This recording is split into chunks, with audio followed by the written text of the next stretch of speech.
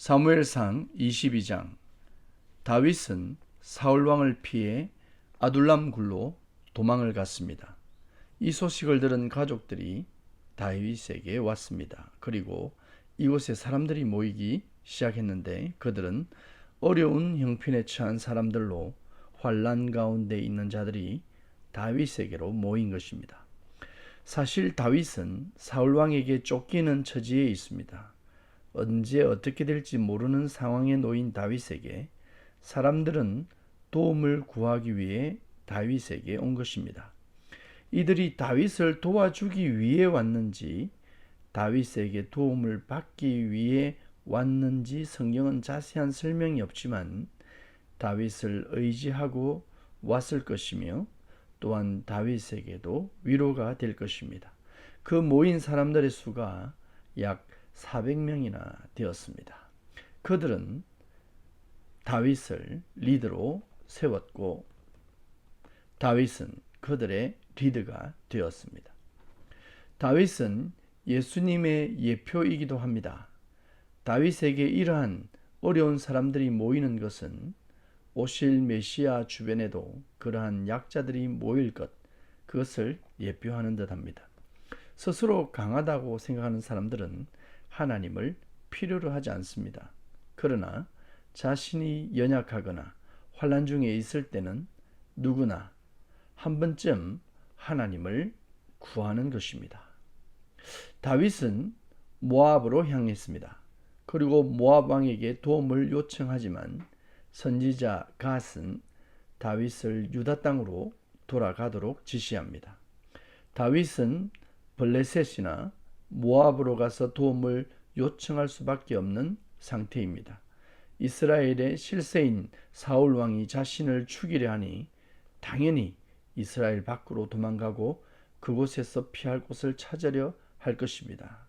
그러나 이것은 하나님이 원하시는 일이 아닙니다. 다윗의 도움은 하나님이시며 다윗은 이스라엘 안에서 고난을 받기도 하지만 그곳에서 승리할 것이기 때문입니다. 사울 왕과 그의 신하들은 다윗의 행방을 찾고 있습니다. 사울은 다윗이 제사장 아히멜렉을 만났고 그에게서 골리앗의 칼을 가져갔다는 것을 알게 됩니다. 이 일을 보고한 사람은 에돔 출신의 신하 도액이라는 사람입니다. 이제 제사장 집안도 위험한 일에 빠지게 되었습니다. 다윗의 도망을 도운 일이 사울 왕을 분노케 했습니다. 사울은 에돔 출신의 신하 도액에게 명령을 내립니다. 제사장들을 죽이라는 명령을 내린 것입니다. 사울 왕이 완전히 미친 것입니다. 이제 그는 사탄의 종이 되어 하나님의 일을 하는 제사장까지 죽이는 죄악을 범합니다. 그날 85명의 제사장들이 죽임을 당합니다. 사울 왕의 시기심과 질투는 점점 자라고 커져서 하나님의 사람들까지 모조리 죽이는 악을 행하게 된 것입니다. 그뿐 아니라 제사장의 성읍의 남녀와 아이와 젖 먹는 갓난아이까지 죽였으며 소, 나귀, 양도 죽였다고 했습니다. 사울 왕의 분노와 다윗을 향한 증오심은 극에 달했습니다. 왜 사울 왕이 이처럼 망가진 것일까요? 하나님이 떠난 인생의 모습을 봅니다. 악령이 지배하는 자의 결과를 보는 것입니다. 제사장 아히멜렉의 아들 중 아비아달은 다행히 그러한 대학살의 현장에서 도망을 나왔습니다. 그리고 다윗을 찾아왔습니다. 다윗은 그를 보호했으며 위로했습니다. 본문은 다윗을 없애려는 사울 왕의 모습과 그 과정에서 그들의 참상을 보게 하는 본문입니다. 사탄은 자신의 욕망을 위해서 이같이 피를 흘리게 합니다.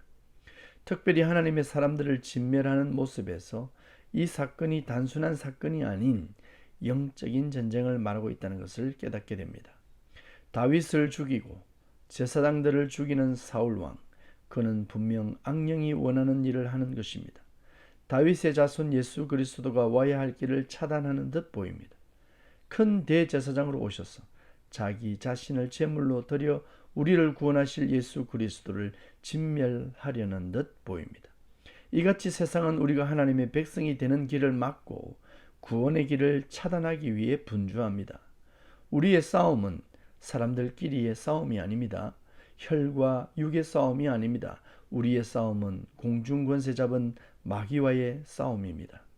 본문은 그러한 영적 싸움의 치열한 현장을 보여주고 있습니다. 결국 도망자 다윗이 승리할 것입니다. 결국 여러분들이 승리하실 것입니다. 하나님과 함께 하십시오. 그리고 그리스도와 연합하십시오. 그것이 승리의 방법입니다. 샬롬.